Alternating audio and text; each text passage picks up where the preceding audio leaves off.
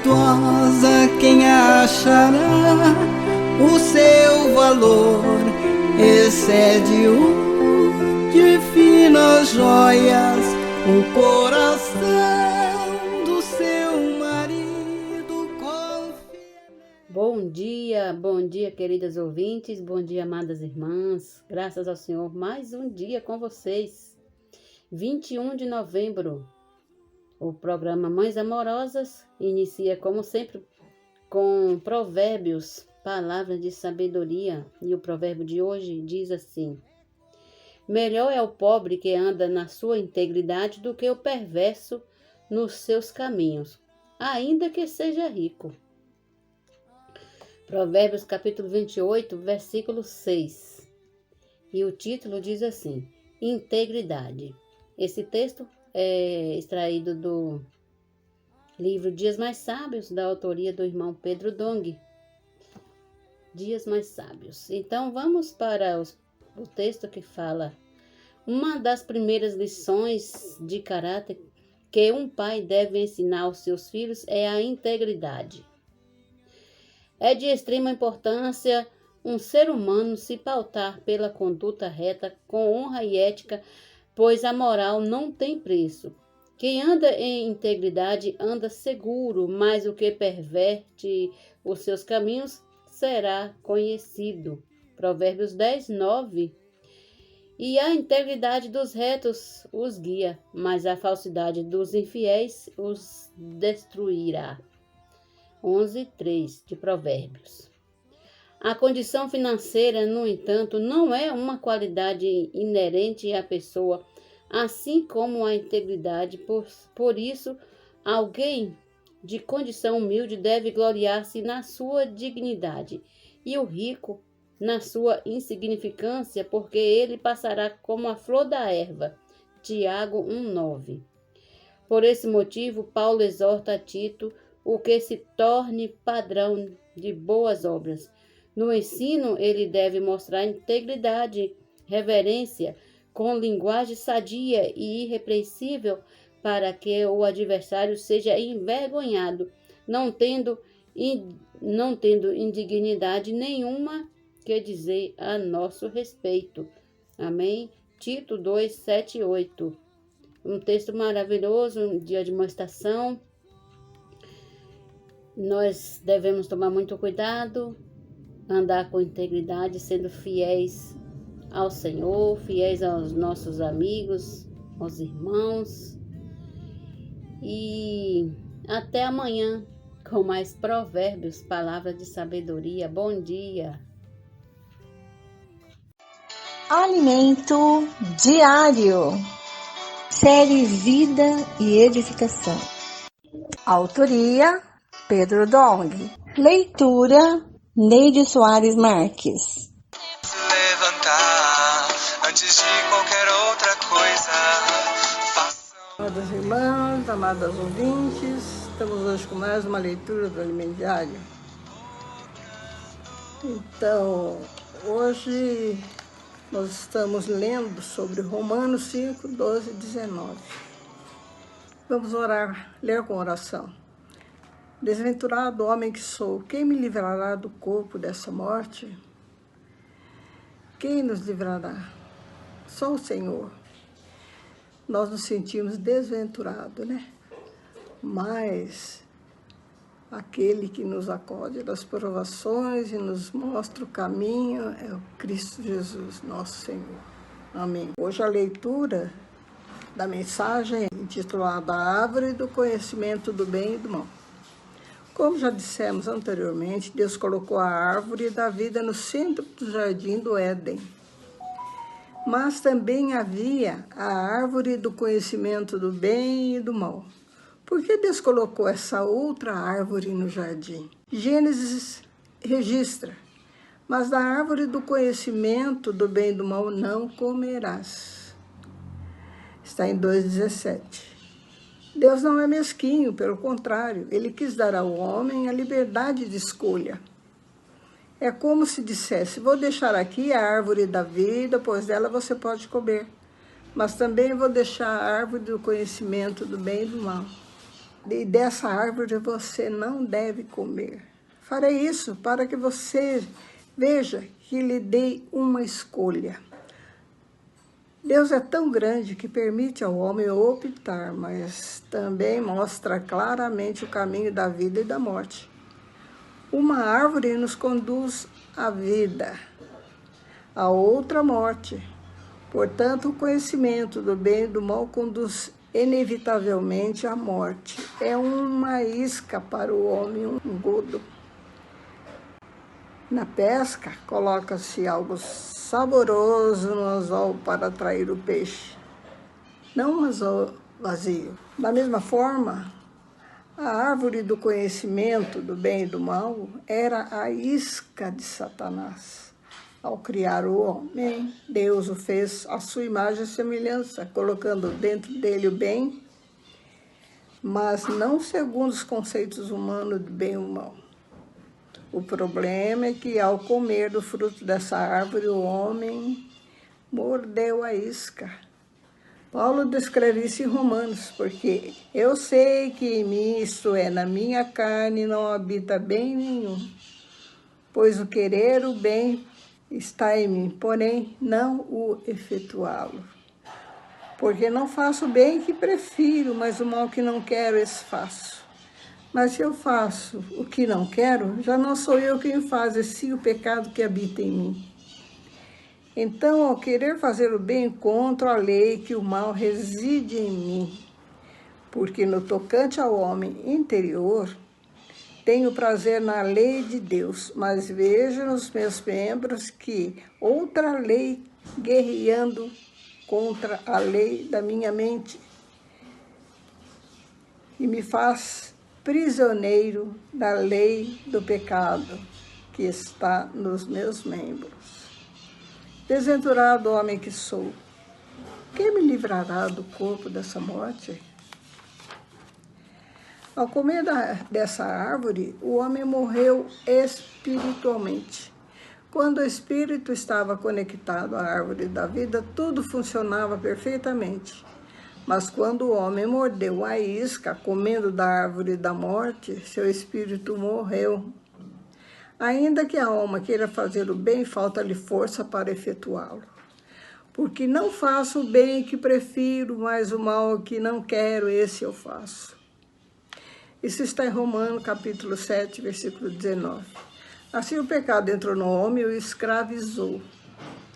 Essa foi a grande isca de Satanás. Não apenas o espírito morreu, mas também o corpo se tornou um corpo de morte.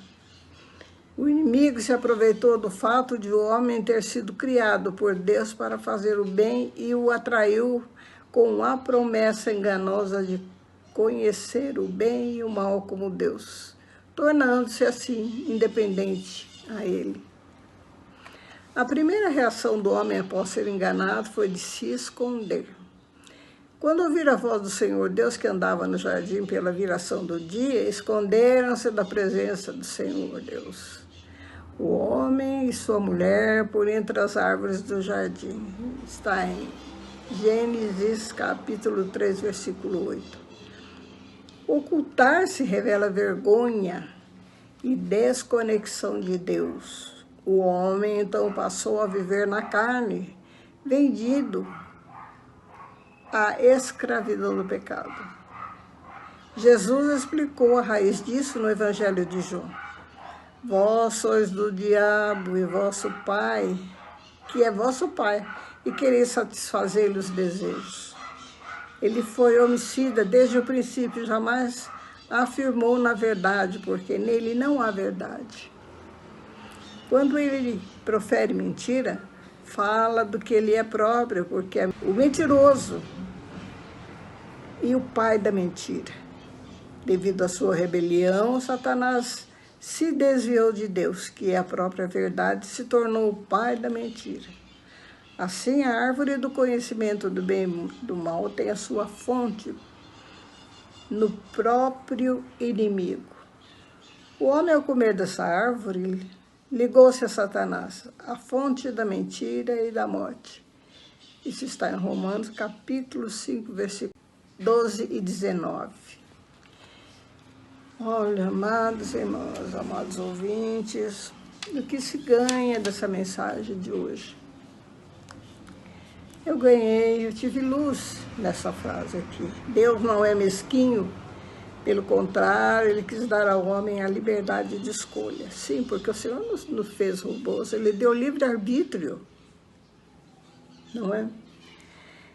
É como se dissesse, também vou deixar a árvore do conhecimento do bem e do mal, o Senhor disse, né? Da qual você não deve comer, farei isso para que você veja que lhe dei uma escolha. Deus nos deu uma escolha. Então, nós temos que escolher, ou comer do fruto da vida, ou comer do fruto do mal. Você já escolheu? Aqui na direção eu ganhei. O problema é que ao comer do fruto dessa árvore, o homem mordeu a isca. Paulo descreve isso em Romanos, porque eu sei que em mim, isto é, na minha carne não habita bem nenhum, pois o querer o bem está em mim, não porém o efetuá-lo. Porque não faço o bem que prefiro, mas o mal que não quero, esse faço. Nós somos assim, irmãos. Nós queremos fazer o bem, mas acabamos fazendo o mal, se não seguirmos o Senhor diligentemente. Então, o Senhor nos deu uma escolha. Vamos escolher, então, Senhor, seguir o Senhor, seguir a vontade dEle e a palavra. Amém. E como admoestação eu ganhei aqui, porque o tocante ao homem interior, tenho prazer na lei de Deus, mas vejo nos meus membros outra lei que, guerreando contra a lei, da minha mente me faz prisioneiro, da lei do pecado que está nos meus membros. Desventurado homem que sou, quem me livrará do corpo dessa morte? Só o Senhor pode nos livrar.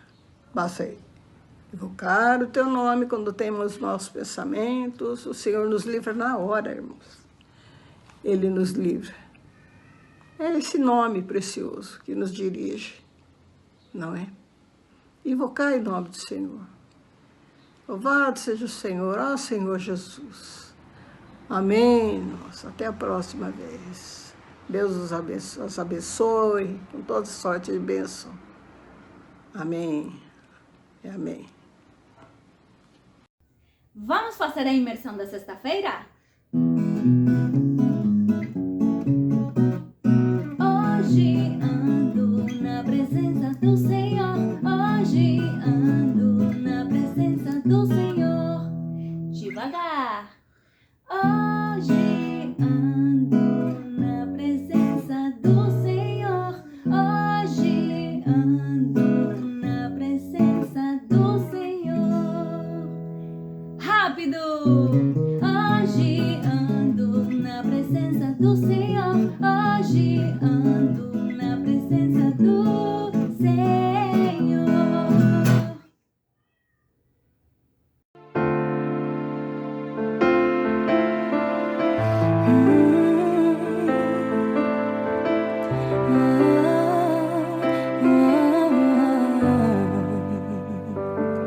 Tua sã palavra chove sobre mim e meu coração se abre para ti. Bom dia, amadas irmãs, Jesus é nosso Senhor, tudo bem com vocês? Estamos aqui para dar continuidade à leitura bíblica dessa semana. Hoje é sexta-feira e queremos cumprimentar você que esteve com a gente toda essa semana, né? Obrigada, viu, pela sua companhia, fique com a gente, isso nos encoraja bastante, saber que você ouviu o programa e mais feliz nós ficamos sabendo que você também leu, abriu a Bíblia com a gente e leu com a gente, né? E foi dormir e ficou o dia todo pensando na palavra, certo? Essa palavra está trabalhando em você, né? Isso mesmo sem você perceber, mas o fato de você estar continuamente em contato com a palavra, ela faz a obra, certo? de transformação, de purificação em você, tá bom? Então, é importante a gente estar todos os dias em contato com a palavra do Senhor, amém? Senhor, nós te agradecemos por essa sexta-feira, que o Senhor venha falar aos nossos corações. Ó Senhor, tudo o Senhor deixou registrado para nós, para que nós pudéssemos conhecer o seu propósito. Aprendemos com os irmãos, aprendemos e agradecemos ao Senhor pela palavra que nos ensina tantas coisas, Senhor. Nós aprendemos com os acertos, nós aprendemos com as falhas, com os erros, com os arrependimentos mencionados aqui, com tudo que é mencionado na Bíblia. Tudo é importante e o Senhor registrou tudo para que nós pudéssemos conhecer. Ó Senhor Jesus, não queremos também ficar só no conhecimento, nós queremos provar do pão vivo que nos alimenta, que é o próprio Senhor, que é a própria palavra. O Senhor possa continuar nos alimentando dia a dia com o maná que desce do céu. Aleluia! Obrigada pela palavra do Senhor. Obrigada também por você, amada irmã, que está desfrutando aqui com a gente, tá bom? Bem, hoje nós vamos ler os capítulos 42 e 43, então convido você a abrir sua Bíblia e ler com a gente. Os dois edifícios perto do templo.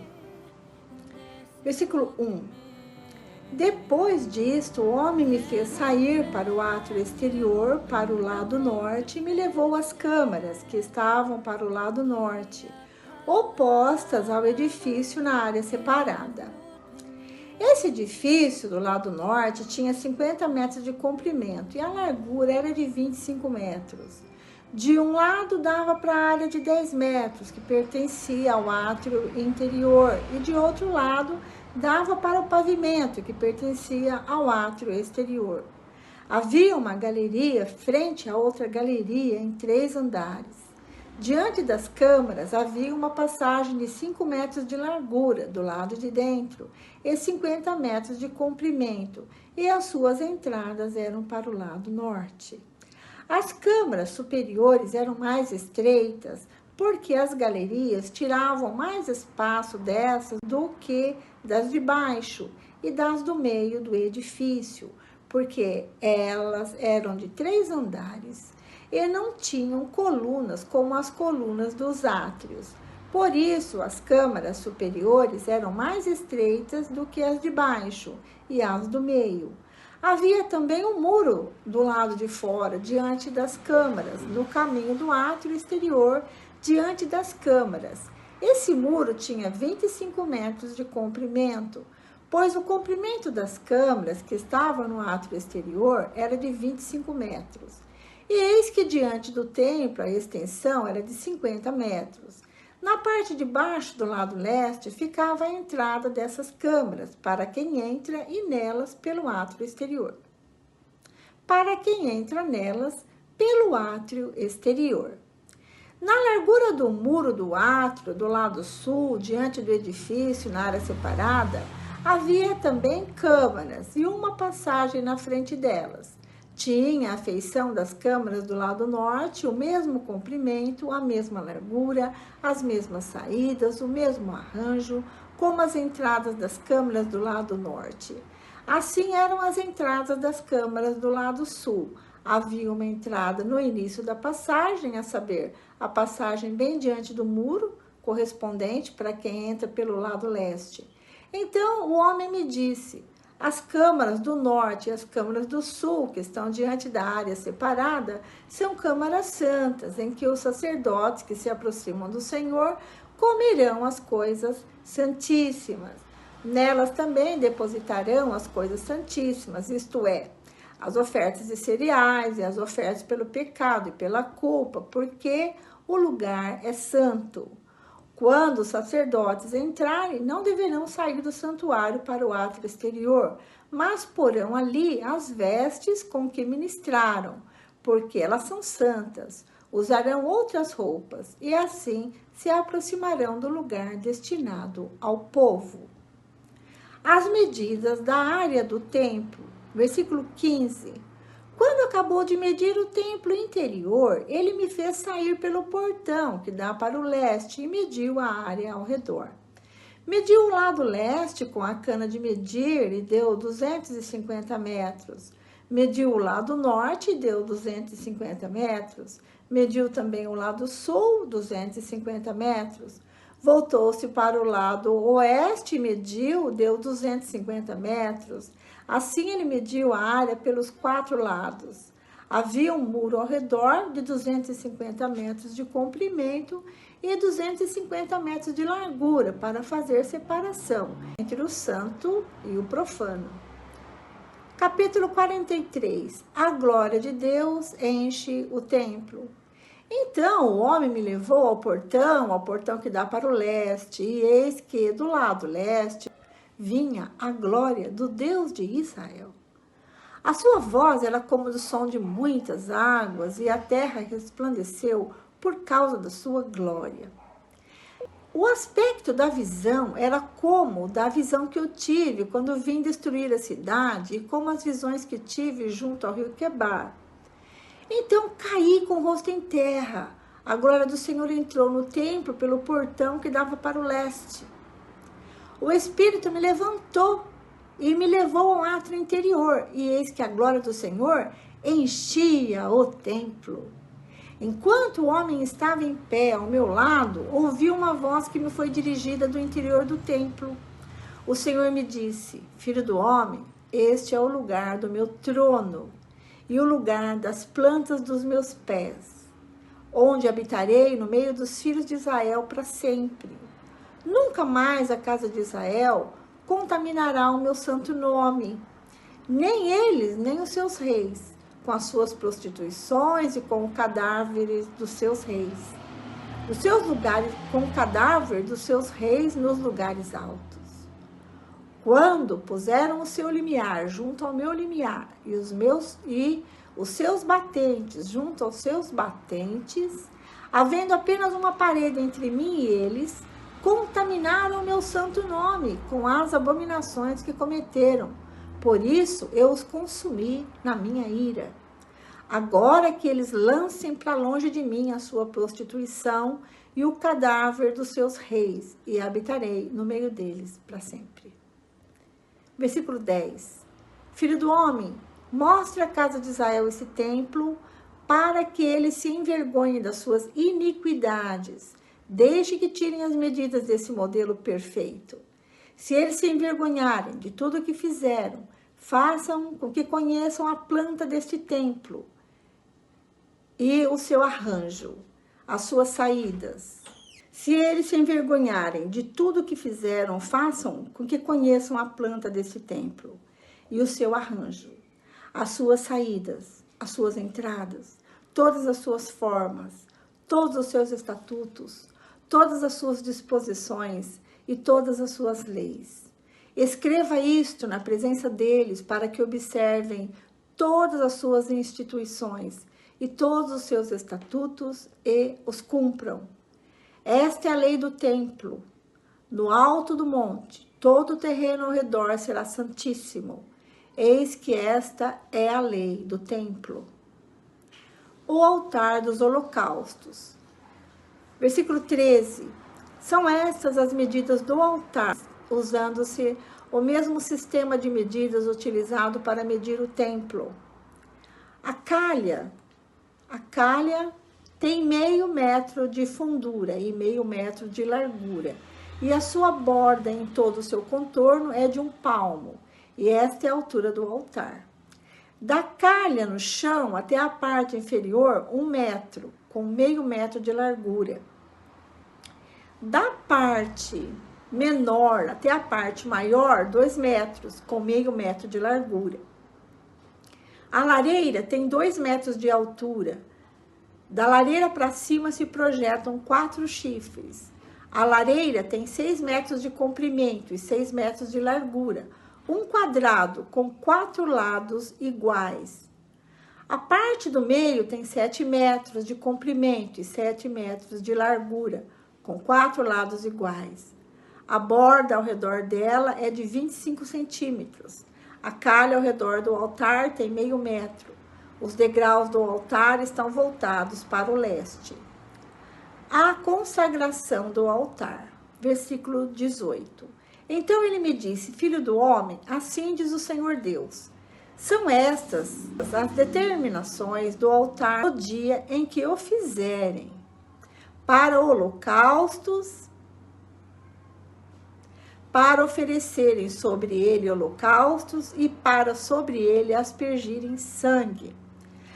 Aos sacerdotes levitas, que são da descendência de Zadok, que se aproximam de mim, diz o Senhor Deus, para me servirem, você dará um novilho para oferta pelo pecado. Você pegará um pouco do sangue e o porá sobre os 4 chifres do altar e nos 4 cantos da parte do meio e na borda ao redor. Assim você fará a purificação do altar e a expiação por ele. Então você pegará o novilho da oferta pelo pecado, o qual será queimado no lugar do templo, para isso designado, fora do santuário. No segundo dia, você oferecerá um bode sem defeito como oferta pelo pecado e purificarão o altar, como o purificaram com o novilho. Quando você tiver acabado de o purificar, ofereça um novilho sem defeito e do rebanho um carneiro sem defeito. Ofereça-os diante do Senhor, os sacerdotes espalharão sal sobre eles e os oferecerão em holocausto ao Senhor. Durante 7 dias, você oferecerá a cada dia um bode como oferta pelo pecado. Também prepararão um novilho e do rebanho um carneiro sem defeito. Durante 7 dias farão expiação pelo altar e o purificarão, e assim o consagrarão. Tendo eles cumprido esses dias no 8º dia e dali em diante, os sacerdotes oferecerão sobre o altar os holocaustos e as ofertas pacíficas que vocês trouxerem, e eu me agradarei de vocês, diz o Senhor Deus. Vamos agora às nossas notas, né? Nota 13 do capítulo 42. Era habitual que os sacerdotes israelitas comessem uma porção das coisas mais santas que os israelitas ofereciam ao Senhor. Nota 15. Depois que o guia acabou de medir o que havia dentro da área do templo, Ezequiel foi levado para fora, a fim de medir o lado externo do templo. Nota 43, 2. No capítulo 43, o retorno da glória de Deus ao templo indica uma inversão da tragédia descrita nos capítulos 10 e 11. A glória de Deus é sempre descrita como resplandecente ou muito brilhante. A glória do Senhor voltou ao templo pela porta leste, pela qual ela havia partido anteriormente. Lembra-se? Ezequiel capítulo 10, né? A voz de muitas águas acompanha com frequência uma visão de Deus, né? Ezequiel ouviu essas vozes, né? Como de muitas águas, né?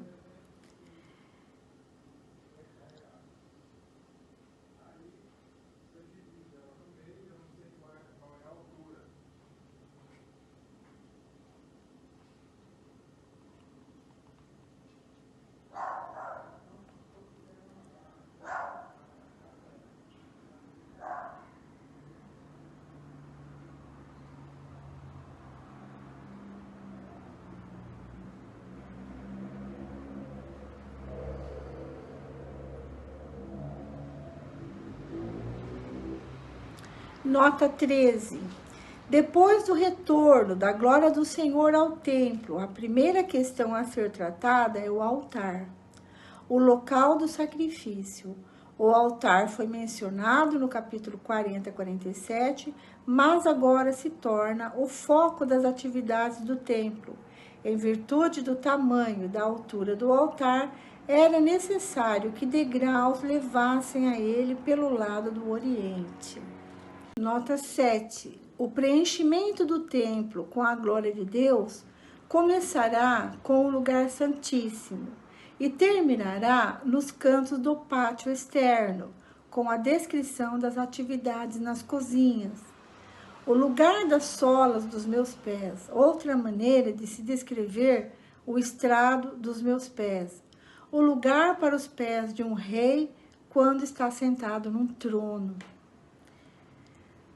A expressão eu habitarei no meio dos filhos de Israel para sempre indica o motivo de Deus para entrar no templo. Isso renova a promessa de Ezequiel 37, 26 a 28.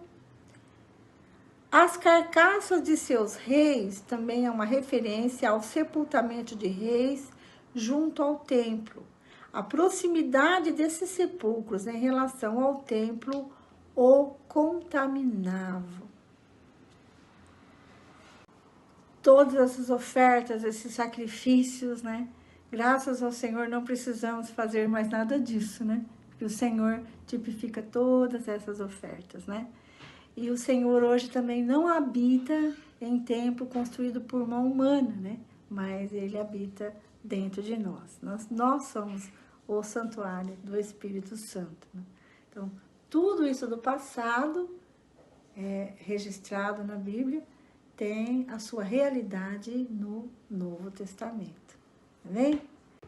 As ofertas pacíficas eram prescritas para 3 ocasiões específicas. A festa das semanas, está em Levítico 23, 19 a 20. O encerramento do voto do Nazireu, que está em Números capítulo 6, versículos 17 e 20. A instalação dos sacerdotes, que está em Levítico capítulo 9, versículos 18 e 22. Aparentemente, essa oferta estava intimamente associada à oferta queimada anterior a ela. Como a oferta queimada e muitas vezes associada a ele, a oferta pacífica foi oferecida em ocasiões significativas na história de Israel. Então, você pode conferir com vários versículos aqui, eu vou citar 3 para você. Êxodo, capítulo 24, versículo 5, Levítico, capítulo 23, 19 e Deuteronômio, capítulo 27, versículo 7. O que era característico a respeito da oferta pacífica era que o ofertante podia participar do sacrifício.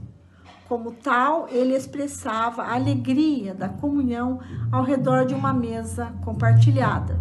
Comia aquela oferta. Nesse sentido, ele se assemelha à celebração da ceia do Senhor. É nossa oferta de paz. Lembra-se desse hino? Imponho-te as mãos, na experiência em fato, contigo somos um. Então, essa era a oferta pacífica, né? Que levava o homem até Deus, né? Então havia alegria e o ofertante podia comer ali junto com outros e tipifica a mesa do Senhor. Graças ao Senhor por Jesus Cristo que tipifica todas essas ofertas. Amém? Jesus é o Senhor. Fiquem com a irmã Lene, que dá continuidade à nossa leitura bíblica de hoje, tá bom? Até amanhã, se Deus quiser. É sábado, hein? Mas a gente vai estar aqui para desfrutar juntinho com você. Tchau, tchau.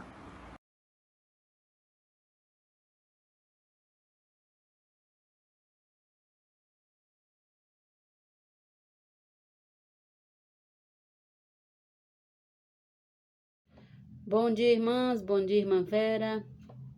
Graças a Deus, hoje 21 de novembro já. Então, a irmã Vera já leu e compartilhou a primeira parte, que é Ezequiel 42 e 43. Então, vamos continuar lendo Salmos 119, versículos de 1 ao 16, Provérbios capítulo 28, versículos 6 e 7, a carta de Tiago, ou melhor, o livro de Tiago, capítulo 5. Então, vamos iniciar com os Salmos, que fala assim: a excelência da lei divina. Bem-aventurados os irrepreensíveis no seu caminho, que andam na lei do Senhor. Bem-aventurados os que guardam os seus testemunhos e o buscam de todo o coração. Não praticam iniquidade e andam nos seus caminhos. Tu ordenaste os teus preceitos para que os cumpramos à risca. Quem dera fossem firmes os meus passos, para que eu observe os teus decretos.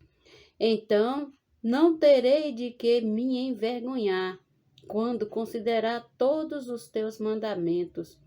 Eu te darei graças com integridade de coração, quando tiver aprendido os teus retos juízos. Cumprirei os teus decretos, não me desampares jamais. De que maneira poderá o jovem guardar puro o seu caminho, observando segundo a tua palavra?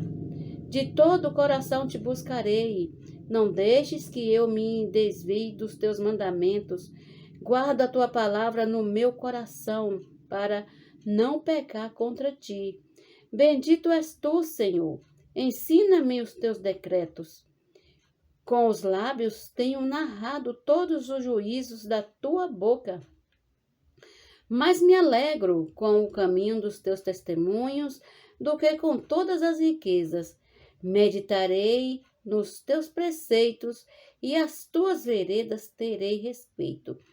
Terei prazer nos teus decretos, não me esquecerei da tua palavra. Amém? Agora vamos ler os Provérbios 28, versículos 6 e 7. Melhor é o pobre que anda na sua integridade do que o perverso nos seus caminhos, ainda que seja rico.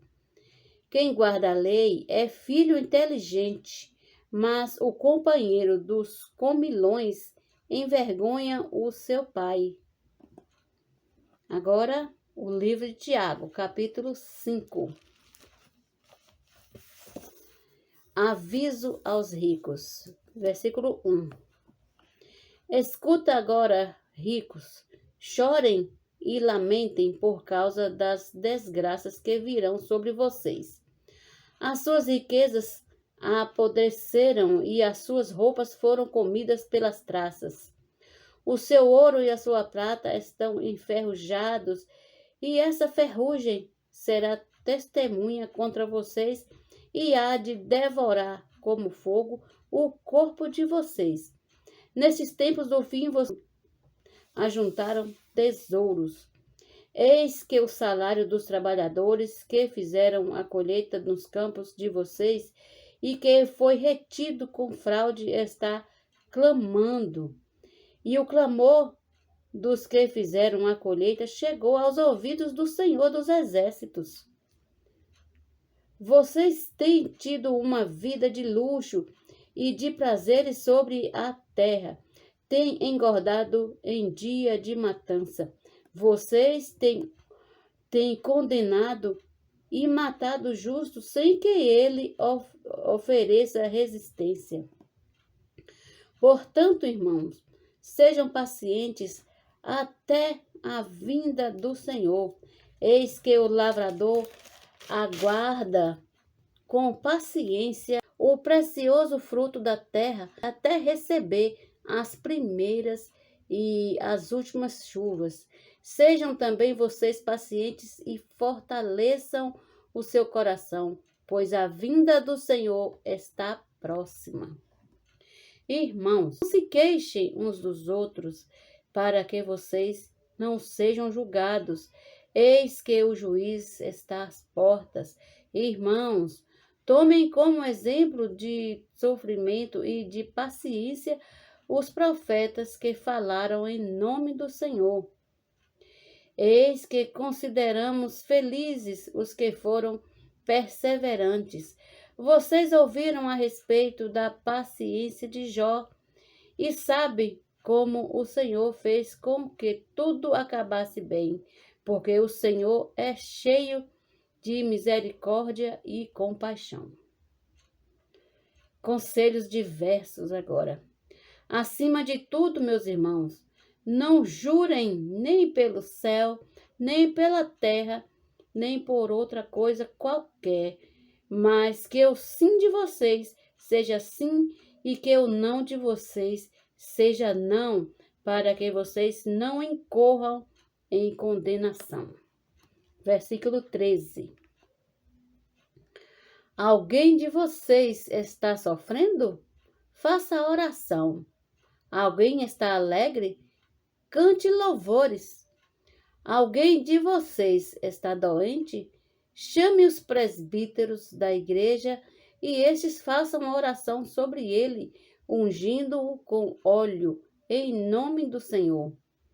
E a oração da fé salvará o enfermo, e o Senhor o levantará. E se houver cometido pecados, estes lhes serão perdoados.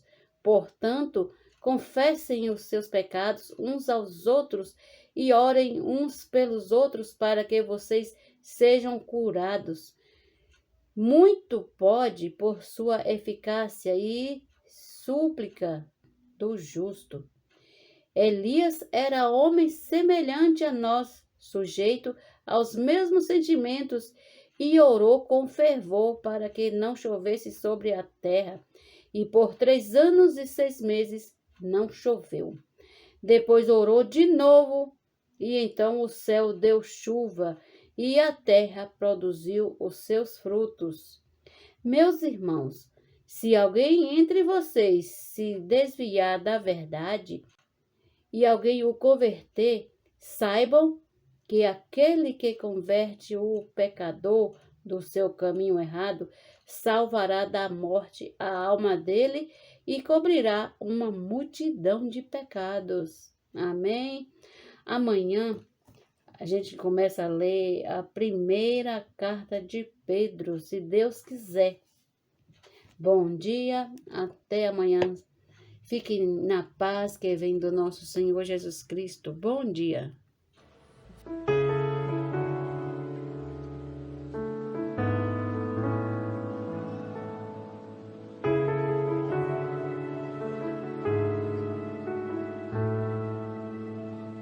Eu ouço a tua voz a me guiar. Olá, nós estamos lendo o livro Servas Diligentes. Nós estamos no capítulo 3 e o título do capítulo 3 é A Serva Diligente é amiga de Deus porque se preocupa em fazer sua vontade. Vamos lá? Os judeus davam muita atenção à lei de Moisés. No entanto, a história do povo de Israel não se inicia com Moisés, nem com sua lei, a qual eles tanto se apegaram. A história dos judeus se inicia em Abraão, com a promessa feita a ele. No discurso de Estevão, pouco antes de sua morte, em vez de se defender das acusações, ele se preocupou em relembrar às autoridades judaicas a origem do povo de Israel. As autoridades achavam que sua origem era a lei de Moisés, mas Estevão deixa claro que a origem do povo de Israel era Abraão. Era importante que os judeus entendessem por que Deus o havia chamado.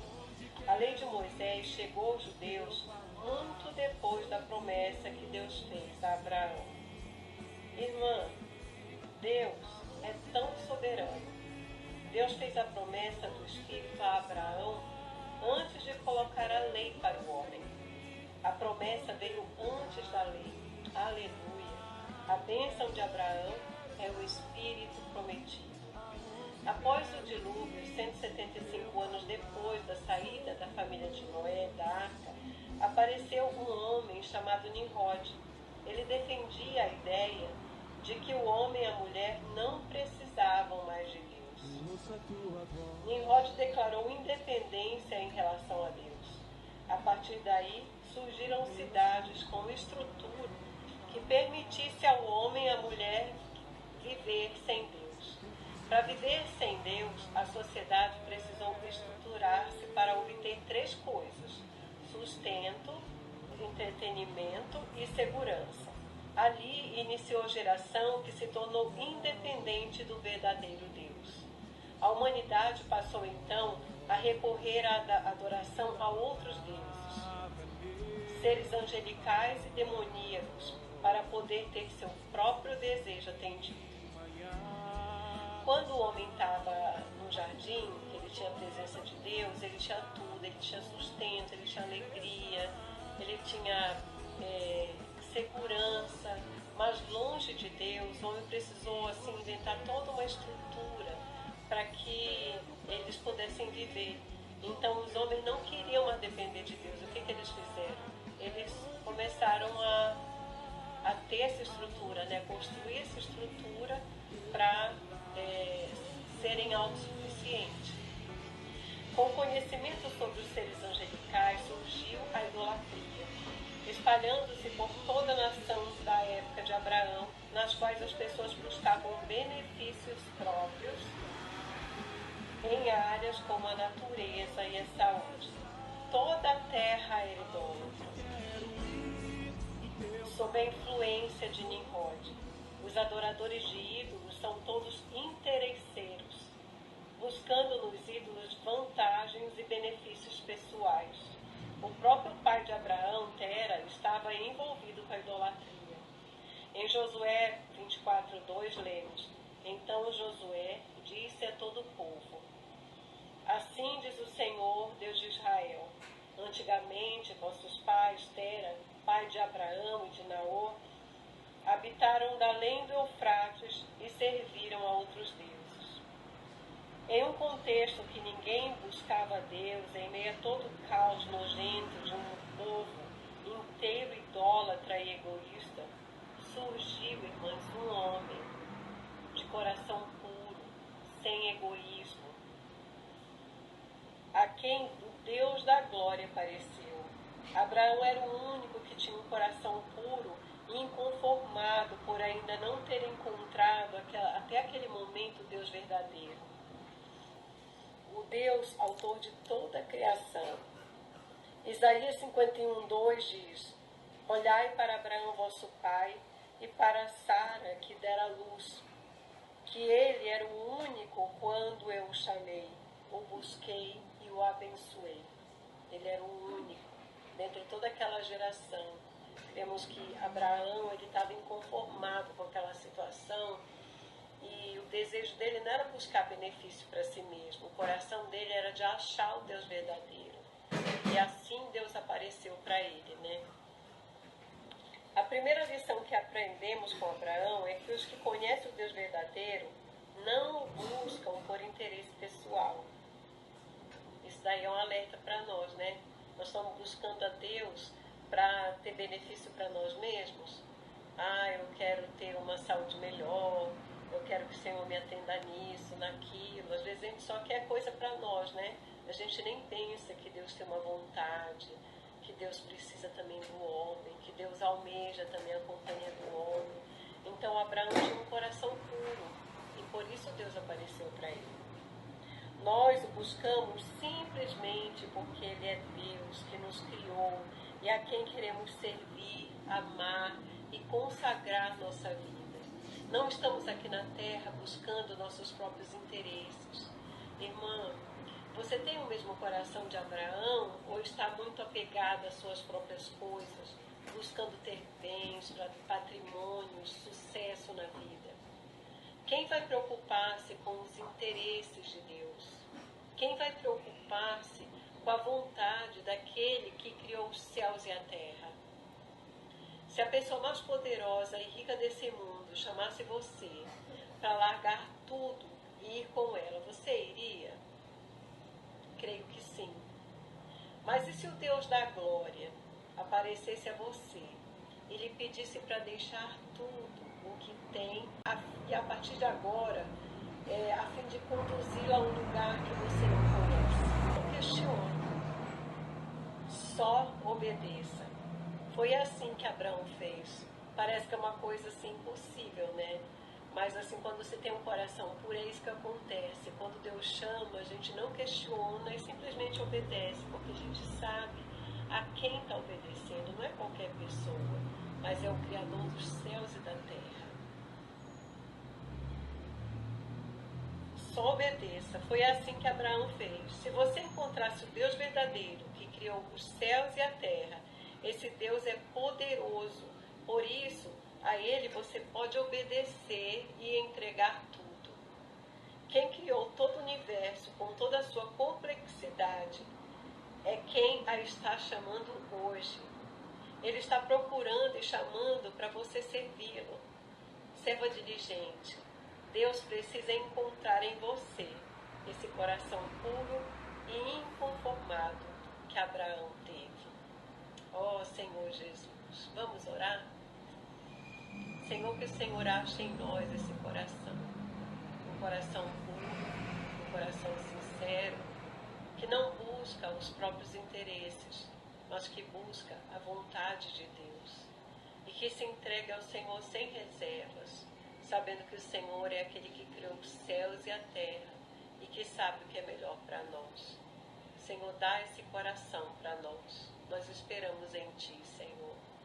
Oh, tira tudo aquilo do nosso coração que nos faz ficar presos a essa terra. Queremos, Senhor, estar desarraigados, Senhor, para ouvir a Tua voz.